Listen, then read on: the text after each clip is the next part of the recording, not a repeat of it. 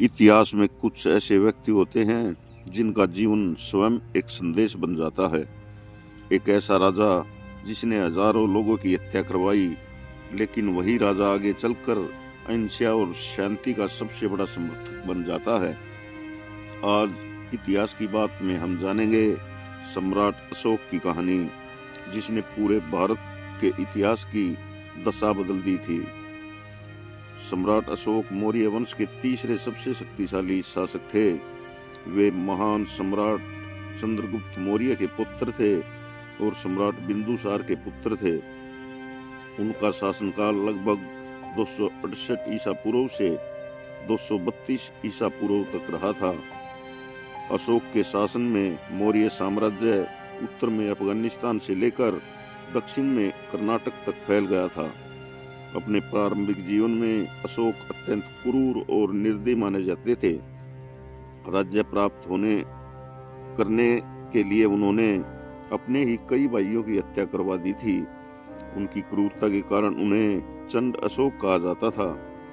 उस समय उनके लिए शक्ति विजय ही सबसे बड़ा धर्म था। 261 ईसा पूर्व में अशोक ने कलिंग पर आक्रमण किया। यह युद्ध भारत के इतिहास में सबसे भीषण युद्धों में से एक था। इस युद्ध में लगभग 1 लाख से अधिक लोग मारे गए और 1.5 लाख से अधिक लोग बंदी बना लिए गए। जब युद्ध समाप्त हुआ और अशोक ने चारों ओर लाशें, रोते हुए बच्चे और उजड़े हुए परिवार देखे, तो पहली बार उनका हृदय द्रवित हुआ। कलिंग युद्ध के बाद अशोक को अपनी विजय पर गर्व नहीं हुआ, बल्कि उन्हें गहरा पश्चाताप हुआ। उन्होंने हिंसा का मार्ग त्याग दिया और भगवान गौतम बुद्ध के अहिंसक और करुणा के सिद्धांतों को अपना लिया। यहीं से चंद अशोक धर्म अशोक बन गए। अशोक ने बौद्ध धर्म को अपनाया और उसे केवल भारत में ही नहीं बल्कि श्रीलंका, चीन, दक्षिण पूर्व एशिया तक फैलाया। उन्होंने अपने पुत्र महेंद्र और पुत्री संघमित्रा को धर्म प्रचार के लिए भेजा। अब अशोक तलवार नहीं, धर्म और प्रेम से विजय प्राप्त करना चाहते थे। अशोक ने अपने संदेश पत्थरों और स्तंभों पर खुदवाए ताकि आम जनता तक धर्म, नैतिकता और न्याय की बात पहुंच सके। उन्होंने अस्पताल, कुएं, सड़कें और वृक्षारोपण करवाया, जो एक आदर्श शासक की पहचान थी। आज भारत का राष्ट्रीय ध्वज में स्थित है अशोक चक्र, उनके न्याय और धर्म का प्रतीक। सम्राट अशोक केवल राजा नहीं थे, वे एक विचार थे जो आज भी हमें मानवता का पाठ सिखाते हैं। इतिहास में महान बनने वाले व्यक्ति बचपन से ही महान नहीं होते, बल्कि परिस्थितियां उन्हें गढ़ती हैं। आज इतिहास की बात में हम जानेंगे सम्राट अशोक के जीवन का वह चरण जब वह एक सामान्य राजकुमार धीरे धीरे एक कठोर योद्धा बन चुका था। सम्राट अशोक का जन्म लगभग 304 ईसा पूर्व माना जाता है। वे मौर्य सम्राट बिंदुसार के पुत्र और महान चंद्रगुप्त मौर्य के पुत्र थे। उनकी माता का नाम सुभद्रांगी था, जो राजमहल की प्रमुख रानी नहीं थी। इसी कारण बचपन में अशोक को अन्य राजकुमारों जितना महत्व नहीं दिया गया। हालांकि अशोक बचपन से ही असाधारण बुद्धि और साहस के धनी थे। अशोक स्वभाव से गंभीर, कम बोलने वाले और अत्यंत तेज दिमाग के थे। उन्हें युद्ध कला, घुड़सवारी, धनुर्विद्या और शस्त्र चलाने में विशेष रुचि थी। जहां अन्य राजकुमार ऐश्वर्य में डूबे रहते थे, वहीं अशोक सैनिकों के बीच रहना अधिक पसंद करते थे। जैसे जैसे अशोक बड़े हुए, उनका साहस और कठोरता स्पष्ट रूप से दिखाई देने लगी। राजमहल में यह चर्चा होने लगी कि अशोक भविष्य में एक शक्तिशाली शासक बन सकता है। यही कारण था कि अन्य राजकुमार अशोक से ईर्ष्या करने लगे थे। एक समय तक्षशिला में विद्रोह भड़क उठा। सम्राट बिंदुसार ने इस विद्रोह को दबाने के लिए अशोक को भेजा। कहा जाता है कि अशोक बिना हथियारों के ही तक्षशिला पहुंचे और उनकी वीरता से विद्रोही स्वयं शांत हो गए। यहीं से अशोक की एक कुशल योद्धा और प्रशासक के रूप में पहचान बनी। तक्षशिला के बाद अशोक को उज्जैन का राज्यपाल नियुक्त किया गया। उज्जैन उस समय व्यापार और राजनीति का महत्वपूर्ण केंद्र था, जहां अशोक ने प्रशासन, न्याय और शासन कला का वास्तविक अनुभव किया था। उज्जैन में रहते हुए अशोक का परिचय विदिशा की कन्या देवी से हुआ। देवी एक सरल, दया और करुणा से भरी हुई महिला थी। यही देवी आगे चलकर अशोक के जीवन में मानवता के बीज बोने वाली सिद्ध हुई। युवावस्था तक पहुंचते पहुंचते अशोक एक निडर परंतु कठोर योद्धा बन चुके थे।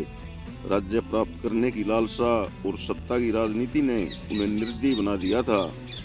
यहीं अशोक आगे चलकर चंड अशोक कहलाए।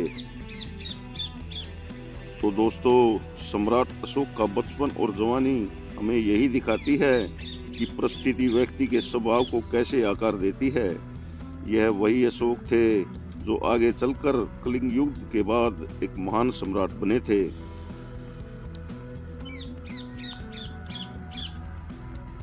दोस्तों, इतिहास में अनेक युद्ध हुए हैं, पर कुछ युद्ध केवल भूमि नहीं जीतते, वे मनुष्य की आत्मा को भी झंझोर देते हैं। कलिंग युद्ध ऐसा ही युद्ध था। यह युद्ध दो राज्यों के बीच नहीं, बल्कि सम्राट अशोक के भीतर चल रहे अंधकार और प्रकाश के बीच में था। हम जानेंगे कलिंग युद्ध की पूरी कहानी, कारण, युद्ध, विनाश और उस परिवर्तन को जिसने भारत का इतिहास बदल दिया था। कलिंग एक समृद्ध और स्वतंत्र राज्य था। यह वर्तमान ओडिशा के आंध्र प्रदेश के कुछ भागों में फैला हुआ था। कलिंग व्यापार, समुद्री शक्ति और अपनी स्वतंत्रता के लिए प्रसिद्ध था। मौर्य साम्राज्य चारों ओर से कलिंग को घेर चुका था, पर कलिंग ने कभी भी मौर्यों की अधीनता को स्वीकार नहीं किया था।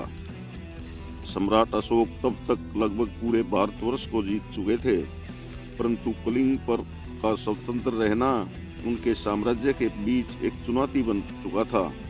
अशोक के लिए यह केवल राजनीतिक प्रश्न नहीं था, यह उनकी शक्ति और प्रतिष्ठा का प्रश्न था। अतः 261 ईसा पूर्व में अशोक ने कलिंग पर आक्रमण करने का निर्णय ले लिया। मौर्य सेना विशाल थी, हाथी, घुड़सवार, पैदल सैनिक और आधुनिक हथियारों से सुसज्जित। कलिंग के लोग भी अपने राज्य और स्वतंत्रता की रक्षा के लिए पूरी शक्ति से लड़े थे। यह युद्ध केवल सैनिकों का नहीं, बल्कि पूरे समाज का युद्ध बन गया था। युद्ध के दौरान गांव जला दिए गए, नगर उजाड़ दिए गए, स्त्रियां विधवा हुई, अनेक बच्चे अनाथ हो गए।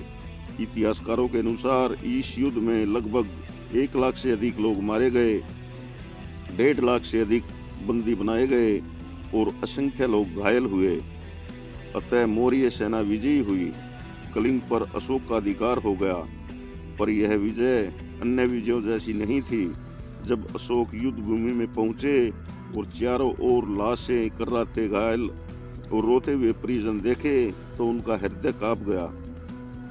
इतिहास में पहली बार अशोक ने स्वयं से प्रश्न किया, मैंने क्या पाया?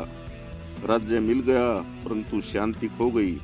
उन्हें लगा कि यह विजय नहीं, एक भयानक अपराध था। यहीं से अशोक का जीवन 2 भागों में बट गया, कलिंग युद्ध से पहले और कलिंग युद्ध के बाद। उन्होंने हिंसा का मार्ग छोड़ दिया। उन्होंने भगवान गौतम बुद्ध के अहिंसा, करुणा और मध्यम मार्ग को अपनाया। चंड अशोक अब धर्म अशोक बन चुका था। अब अशोक ने भेरी घोष अर्थात युद्ध की घोषणा के स्थान पर धर्म घोष को अपनाया। वे तलवार नहीं, नीति, दया और धर्म से राज्य चलाना चाहते थे। उन्होंने घोषणा की कि सच्ची विजय हृदय जीतने में है, भूमि जीतने में नहीं। अशोक ने अपने पश्चाताप और संदेशों को पत्थरों और स्तंभों पर खुदवाया। इन शिलालेखों में कलिंग युद्ध का उल्लेख और हिंसा पर दुख स्पष्ट रूप से दिखाई देता है। यह इतिहास का एक अद्वितीय उदाहरण है, जहां एक विजेता अपनी भूल स्वीकार करता है। कलिंग युद्ध ने भारत को एक नया दृष्टिकोण दिया। यह युद्ध हमें सिखाता है कि सबसे बड़ा साहस हथियार उठाने में नहीं, हथियार त्यागने में होता है। इस युद्ध के बाद अशोक विश्व इतिहास के सबसे महान शासकों में गिने गए। कलिंग युद्ध विनाश की कहानी नहीं, परिवर्तन की कहानी है। यह युद्ध बताता है कि यदि आत्मा जाग जाए तो सबसे शक्तिशाली व्यक्ति भी मानवता के मार्ग पर चल सकता है। अगर आपको इतिहास की ऐसी गहराई से कही गई कहानियां पसंद हैं तो इतिहास की बात चैनल को सब्सक्राइब जरूर करें, वीडियो को लाइक और शेयर जरूर करें। धन्यवाद। जय हिंद, जय भारत।